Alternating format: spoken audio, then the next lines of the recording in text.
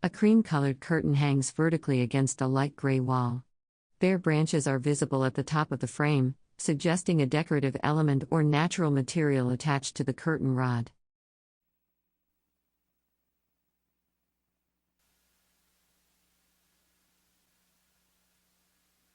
All right, everyone, I'd like to welcome you to our 1 o'clock program already. The day is just flying by. Once again, you are inside the Tent of Many Voices, and this is a really special venue. We've traveled all over the country, from the East Coast to the West Coast, and now we're going back, just like Lewis and Clark did in 2006. They were heading home towards St. Louis, and in 2 months, if you want to see us again, we'll be in St. Louis as well. The tent is very special because we bring in all different folks that are associated with the Lewis and Clark story to come in and add a voice to this whole National Historic Trail. That's really what makes it so special. There we go. Should we try again? So once again, you are inside the Tent of Many Voices, and this is where the Lewis and Clark National Historic Trail really does come alive. We bring in folks that have all kind of ways, reasons, you name it, some sort of association with the Lewis and Clark Trail to share their story with us and add it to this. And that's what really keeps these legacies alive, these historic things. Without people to remember it, it's kind of dead. And so in here, we get to remember it and live it day by day. In this hour, we have a really special presenter. His name is Haywood Big. He's a member of the Crow Nation. He's going to be speaking on Crow history and culture. So if you would please help me welcome Haywood Big to the Tent of Many Voices.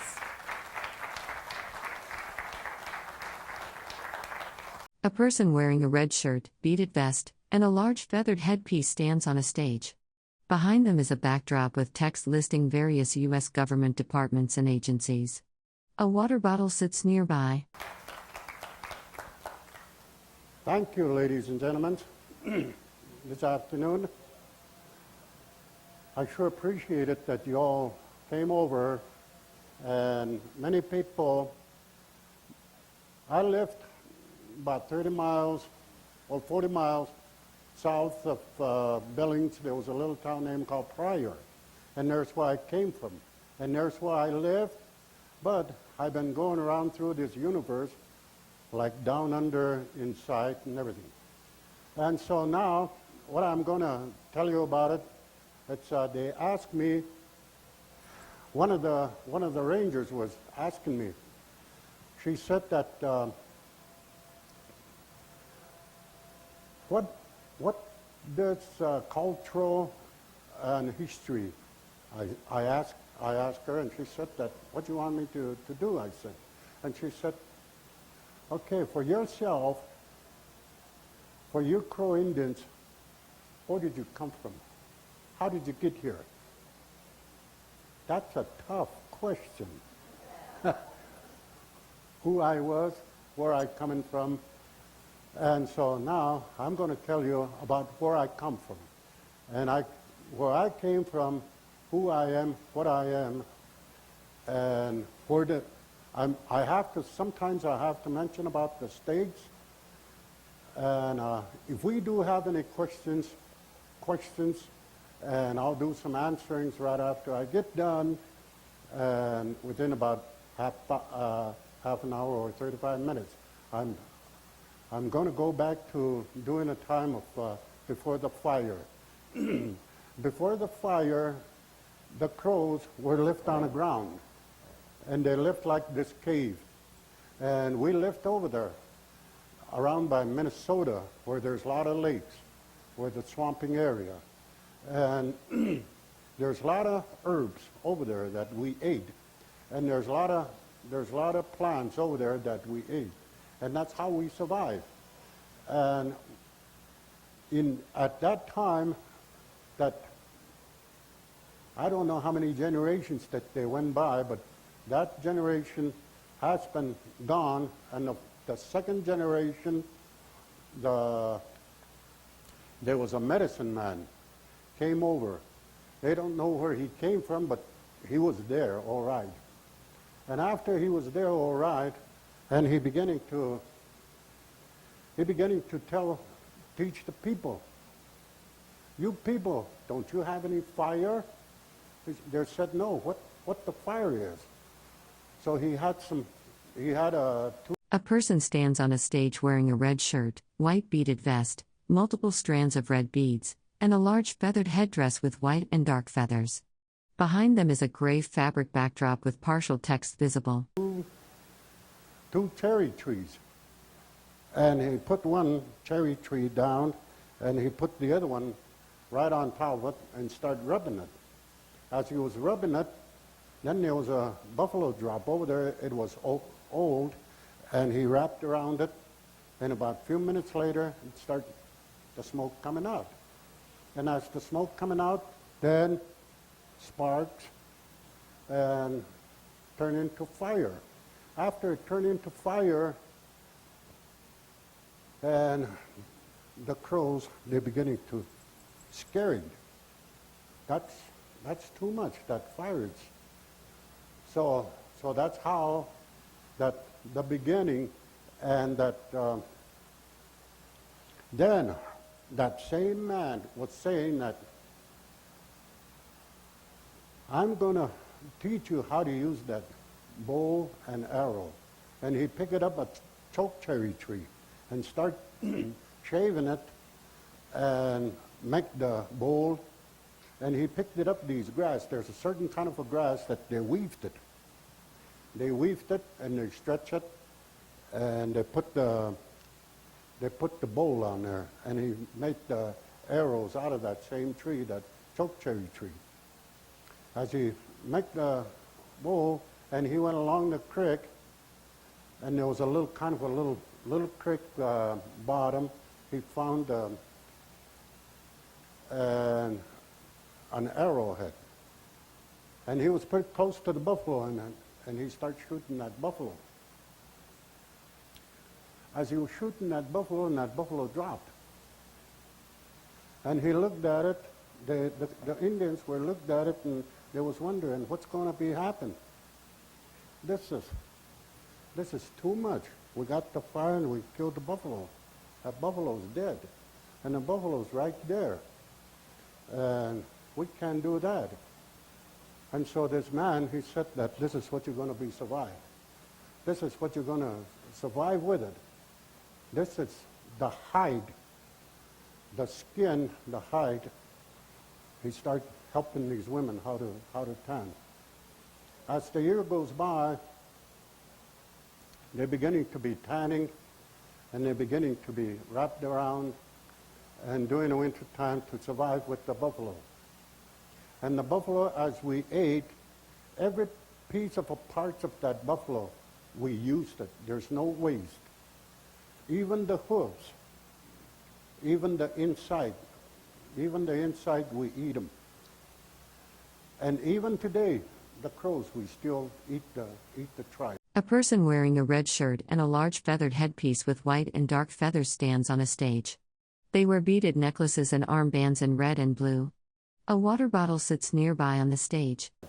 We still eat the inside of the buffalo. And part of the bones, all the bones on that buffalo, we used it, especially from the hind quarter to the elbow on the hind quarter. There was a big bone, and that's to mash something like a sledgehammer and a hammer. And the rest of them, and even the inside, the marrow, that's the best part of the food. And we eat with the meat, and we grill them, and we cook them right on top of the open fire. And so, so we ate that and survived. And as the year goes by, we came towards to the south, and somewhere along the North Dakota or Minnesota, somewhere along in the area. And one of the elderly person that went up on a hillside and started fasting. The man that teaches, he's the one that teaches how to do the fast. And so as they fast And during the nighttime, there was some spirits came over and talked to him. They talked to him, and here's a tobacco. The tobacco was turned into not the tobacco that today that you were smoking. No, it's a different tobacco, and we still have them. And sometimes that today they're still planting them, and as they're planting it, and it grows up to about 8 feet high. I'll tell you more about that too. So at that time, that man, he got that tobacco, and here's how you do it, and he started smoking with the leaves, and he prayed, and doing at that night, and he saw the vision, and he saw the mountains. Then he beginning to start telling his people that you've got to, when you die, what you going to do about it? That tobacco, what is it going to be? Does it going with you to the happy hunting grounds? And he said, no. I have to adopt. I have to adopt the person. If the tobacco was telling me that to adopt a person. A person wearing a red shirt, beaded accessories, and a large feathered headpiece stands on a stage. Behind them is a dark banner with partial text visible. A water bottle sits on the stage. So I'm going to adopt a person. So if I do adopt a person, he'll continue going on as the generation. So that tobacco has been up in North Dakota, somewhere along there, and there was two brothers. These two brothers were the ones that found it.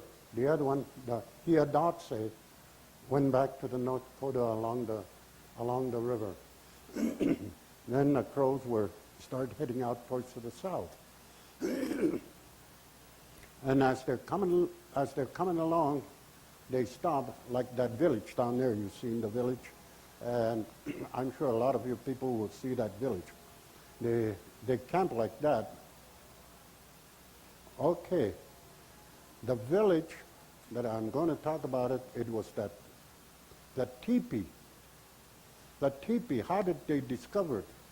The teepee, there was a lady that walking towards to the woods, and they looked at it, and these elderly men, they looked at it, and it looks like a woman. When you go over to the teepee village, you look at it, in your mind, think about a lady that was walking. And when the woman scraped the hide and turned into a buckskin, and he put a 12, 14, 16, and 18. Them's are the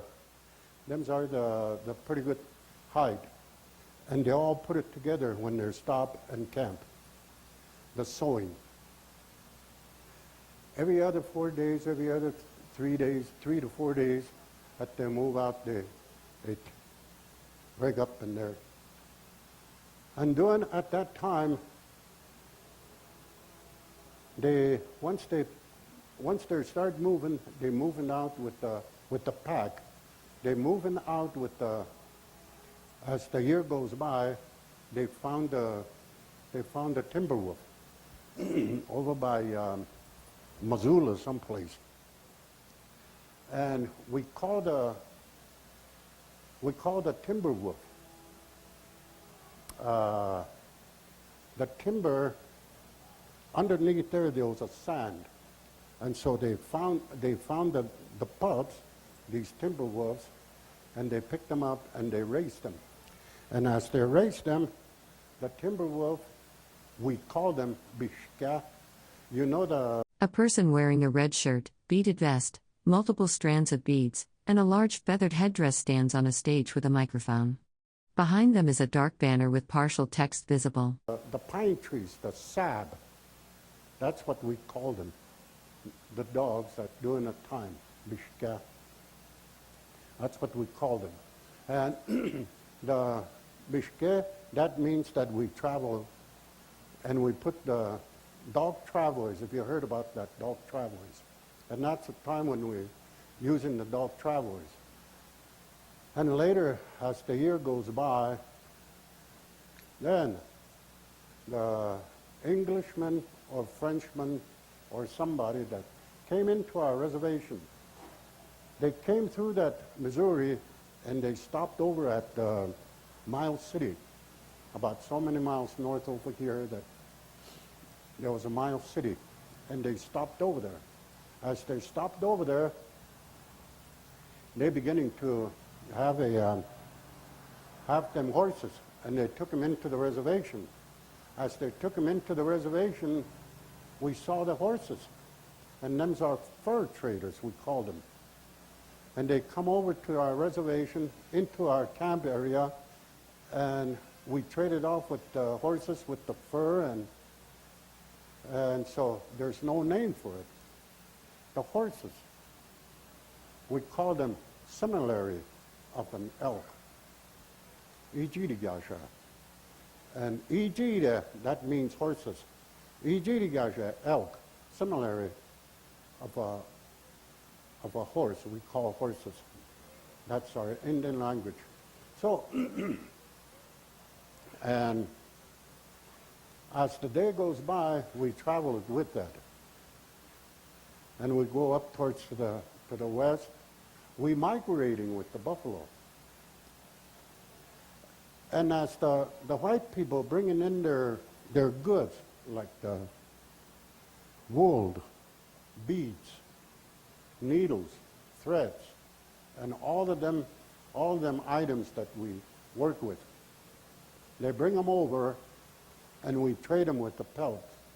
We trade them with the furs, trade them with buffalo robes. We trade them. After we start trading them, then we build the latins, and we use the wool.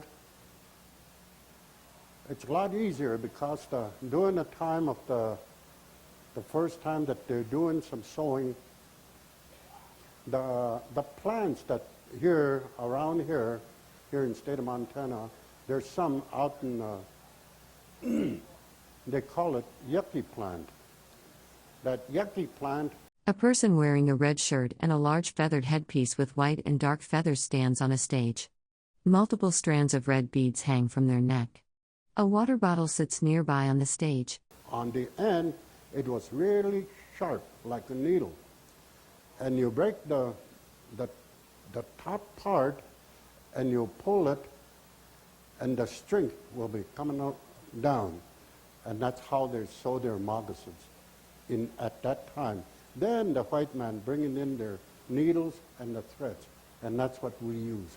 Right now, my moccasins, we sew them with a needle and the threads.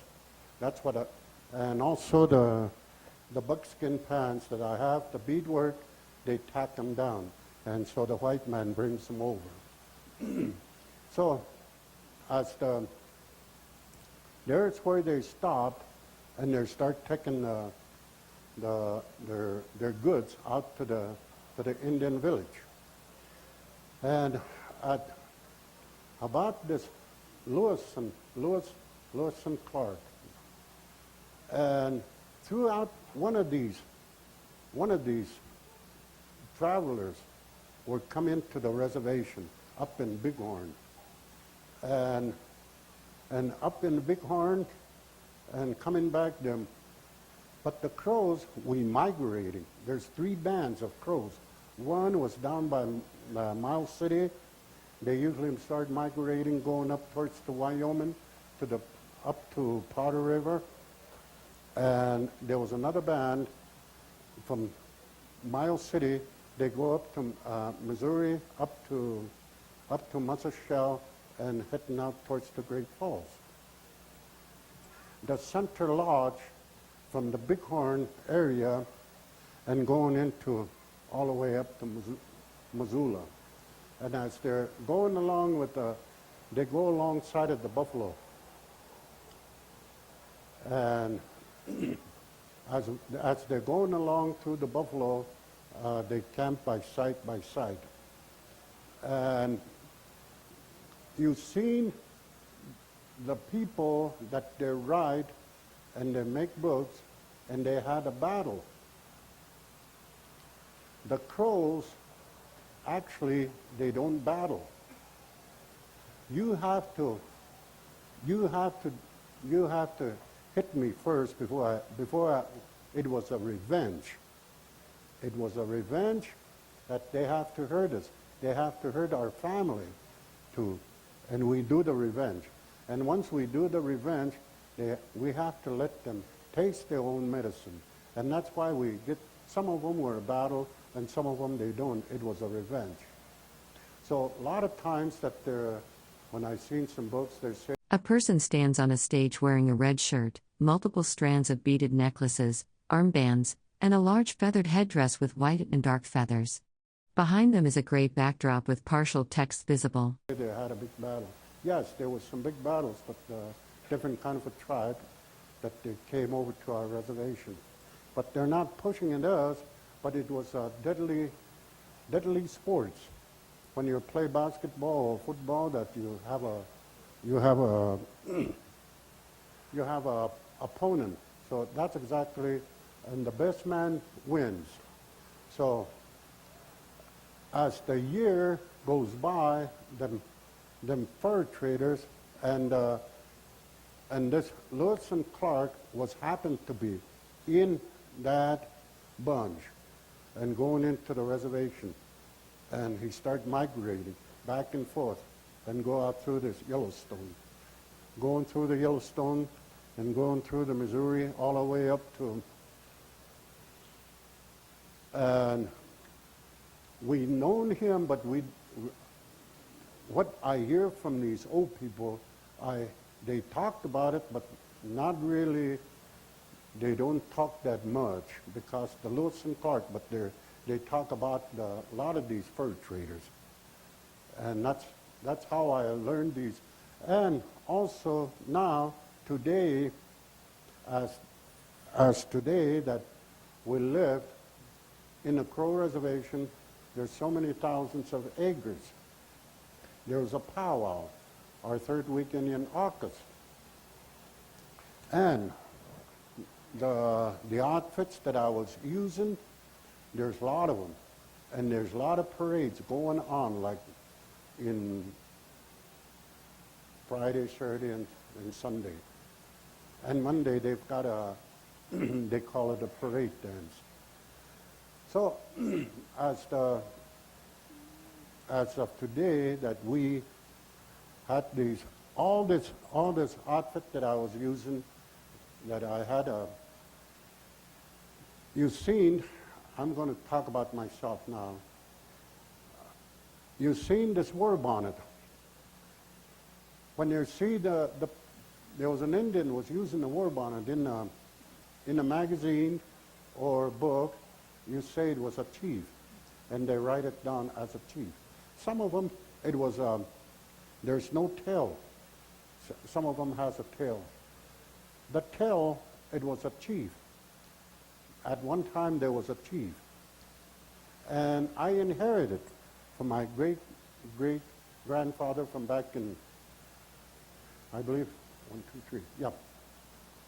Yeah, my great-great-grandfather was back in, somewhere around about late 16 or early, no. A person stands on stage wearing a red shirt, beaded accessories, and a large feathered headdress with white and dark feathers.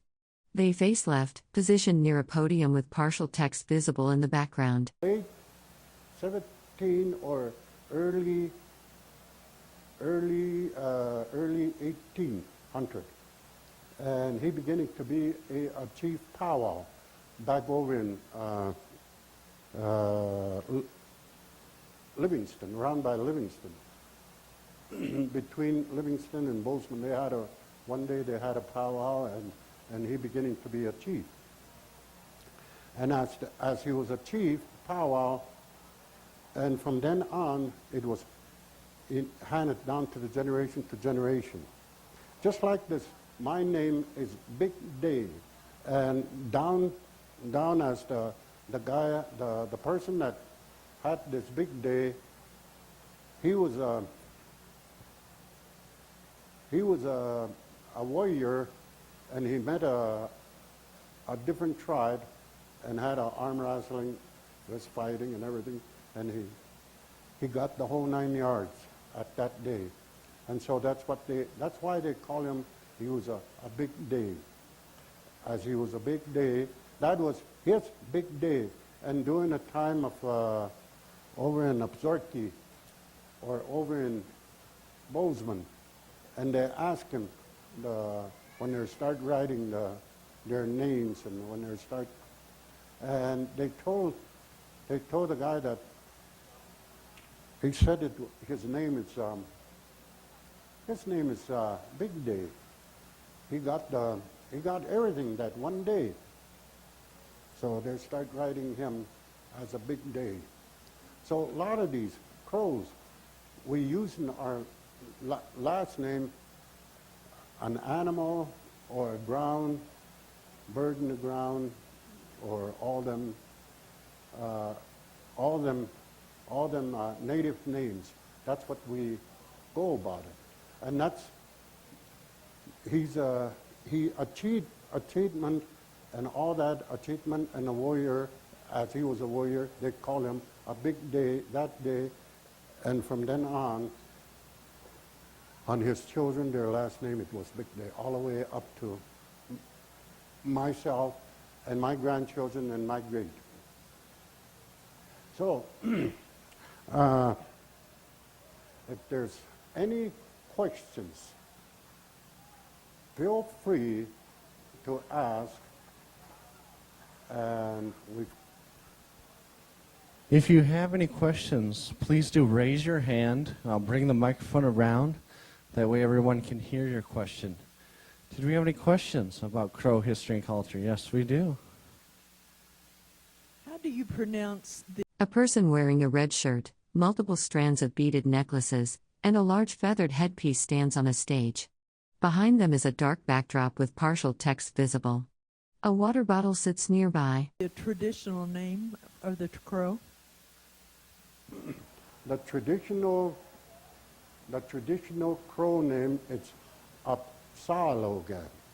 The black bird got a big beak, nose, the crow.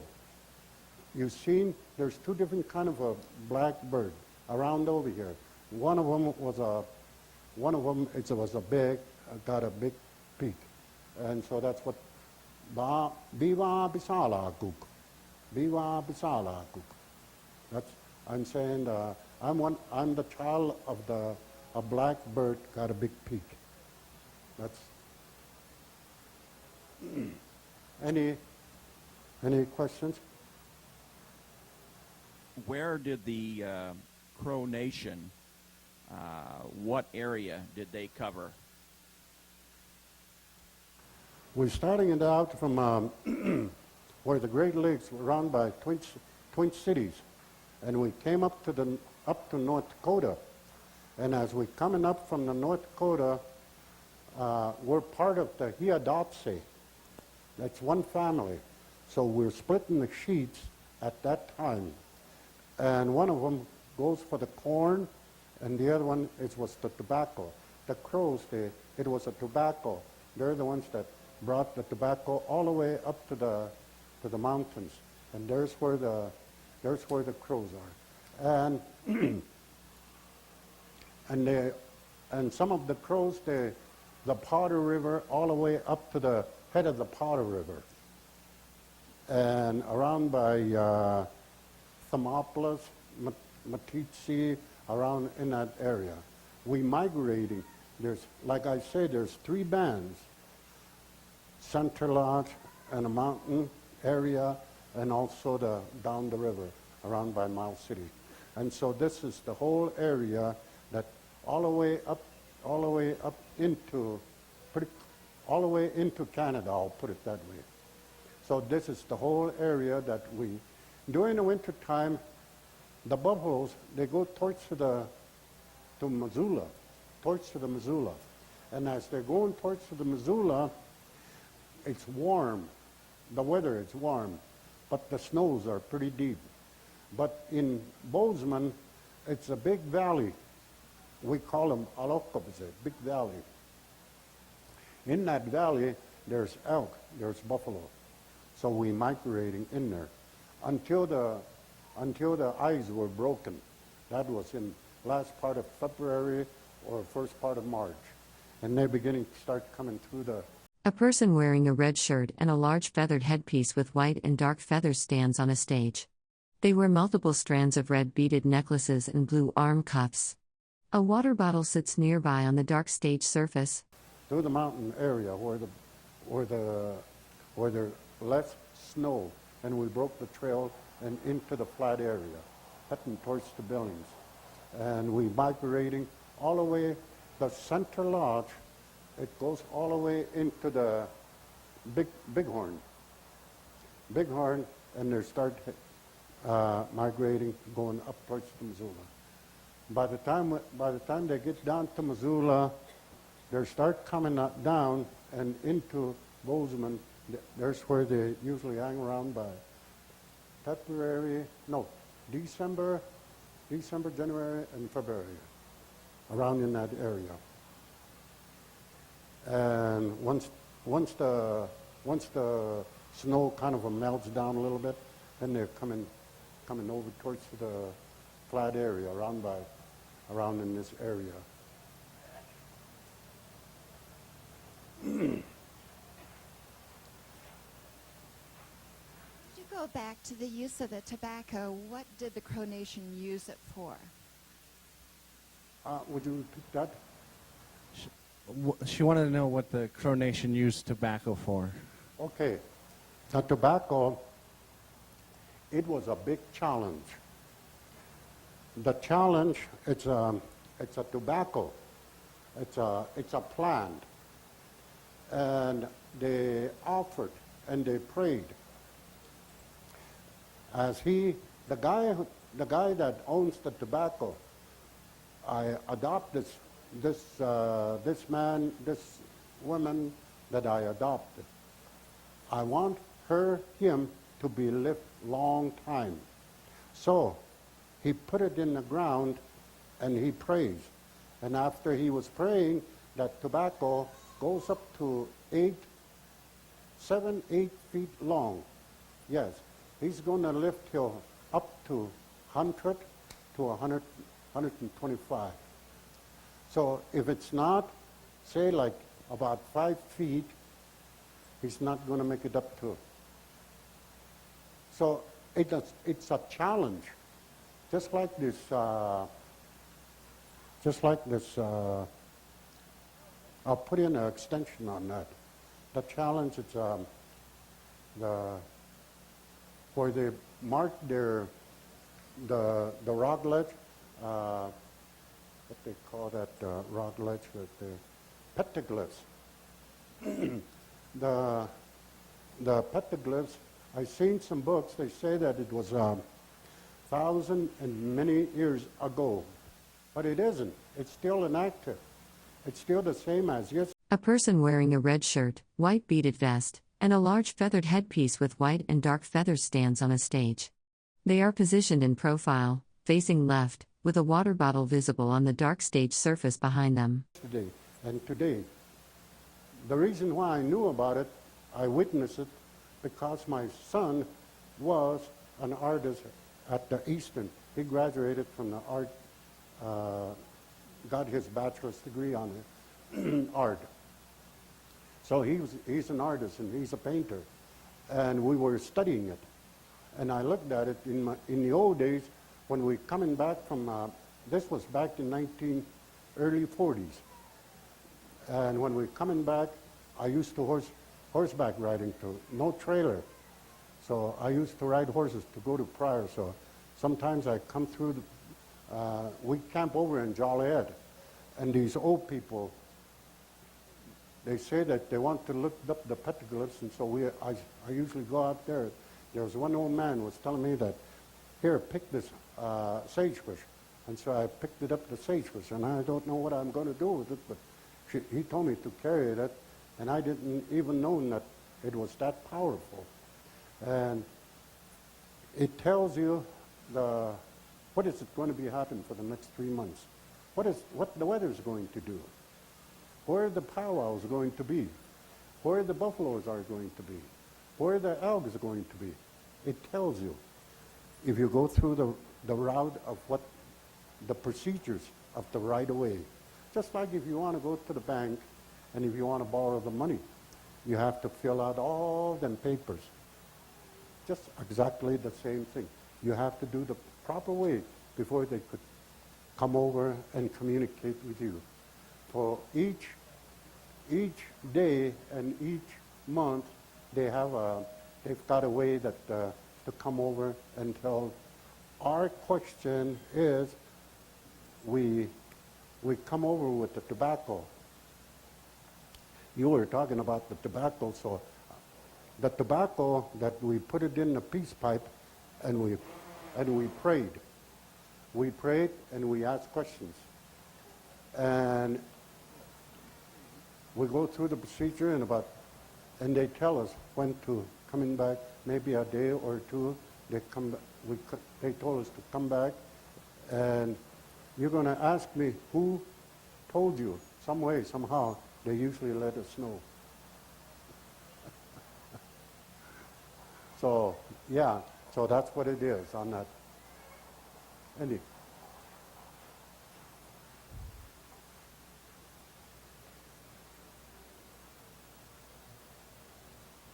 I've heard that the Crazy Mountains are sacred to the Crow, and I know you may not want to talk about a lot about some of those things in public, but is there anything you can tell us? A person wearing a red shirt, beaded vest, and a large feathered headpiece stands on a stage.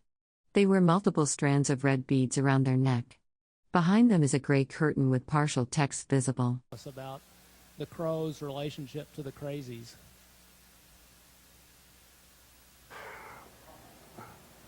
What the crazy? Would you?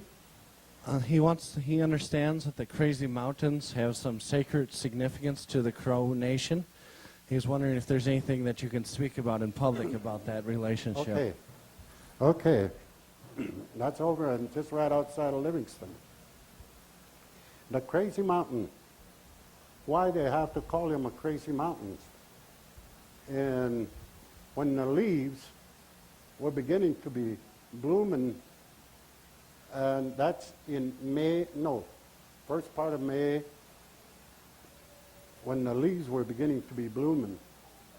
And the crows, they want to go up on the mountains and fast. And as they're going up the mountains, and there's a certain area that you're past that area,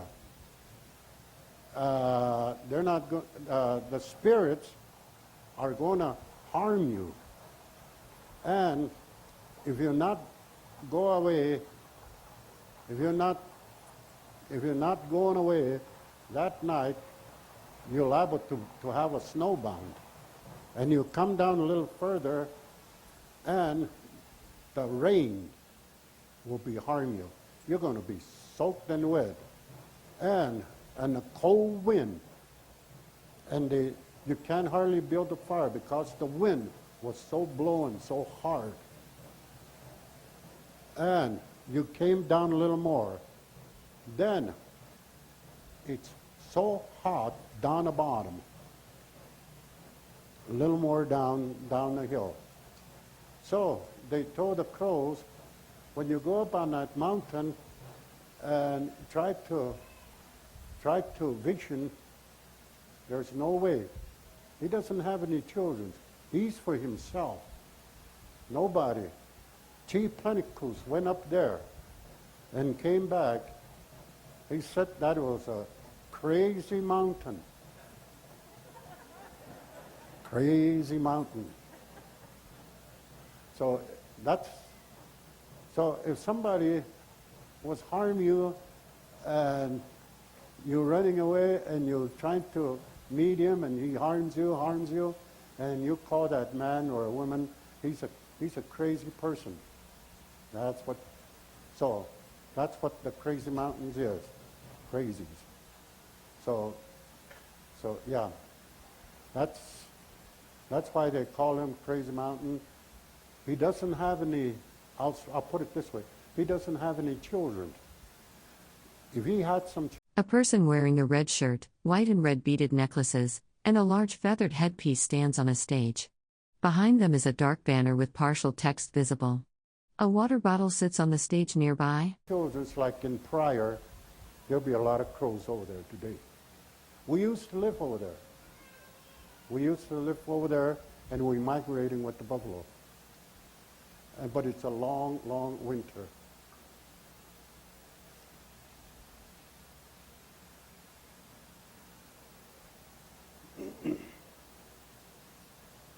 I understand that Crow Nation never did battle with the white people, that they were mainly friendly. Can you comment on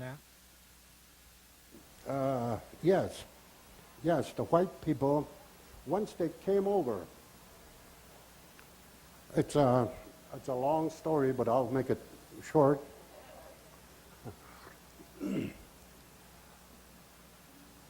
This was before this is during the time of the dog that I was talking about it. At that time, there's no horses and there's no dogs. They camp over by Missoula. And one old man went up on a mountain and he saw this right at the cloud. And he saw a man blinking his eyes, got a beard and got a yellow eyes and a long hair. That much, that how far that he saw in that cloud. And that man was afoot, and as he was looking up there, and by God, I want to talk to him, that man. He's a strange man. He's one of the clouds. So from then on, he never had to communicate with him. So he doesn't have any communicate with him. Since that he doesn't communicate with him, and about 4 to 5 days, he came down. Every day he was up there for about four to 5 days, and no communication, so he came down. As he came down and went down through the valley and got in a camp, he went in the sweat lodge and do the proper way, and about two nights or 3 nights, he began to dream. He had a dream. There was a bunch of ants coming over. They're red ones. You want to kill them? Sure. He had a dream, so he got up, went over there and dropped them down and killed these red ants. And then there's another one coming over. He started tromping down. Then the second one, he said, you can do with these, but you can't do with this one. He said, all right. A person wearing a red shirt, beaded vest, multiple strands of red beads, and a large feathered headdress stands on a stage. Behind them is a gray backdrop with partial text visible, and a water bottle sits nearby. If I can't do it, just bring them on over. I'll do the same thing. So he does the same thing. He chomped these white ants, the white ones, they're coming over. And there's more coming over. And there's more coming over, the third one. Then the fourth one, he said he saw the big water, far as you can see, he said. They'll be coming over. So now, today, there's a lot of white people. And after that, Chief Plentycoos, and at that old man told Chief Plentycoos that you work with the white people. You work with the white people. And so they work with the white people. General Custer, during time of the battle of the Little Bighorn, the Crows, they want to help him, General Custer. And General Custer, he found that out. He turned into be a bad combat. And after he does that, and the papers hasn't been arrived. no telephone, no telegraph moccasins, no Q West either. So that day he got all his ranks back and everything, and sent Major Reno nearby the camp, and he told him, the Indians told that, we don't want that man, we want that yellow man, not him. So Major Reno continues going into the Bighorn. And so the Crows, there's only 13 of them. 13 of them at that day. The camp crier told them that morning, the Morning Star came over the camp crier and said that, you Crows, if you're amongst with that battle, you're going to have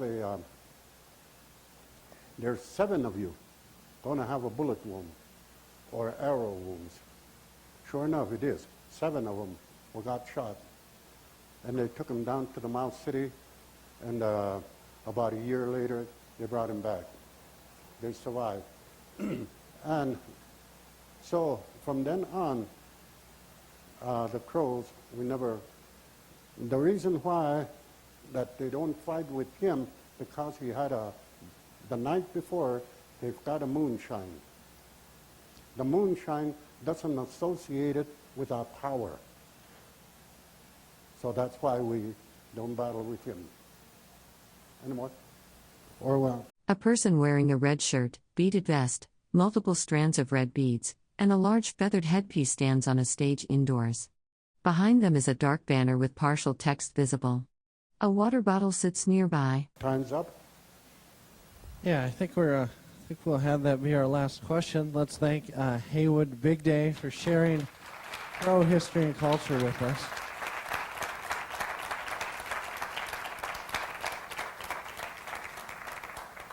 Thank you, ladies and gentlemen, and enjoy the heat, and feel free. Okay, thank you, Haywood. And remember, folks, we do have programs.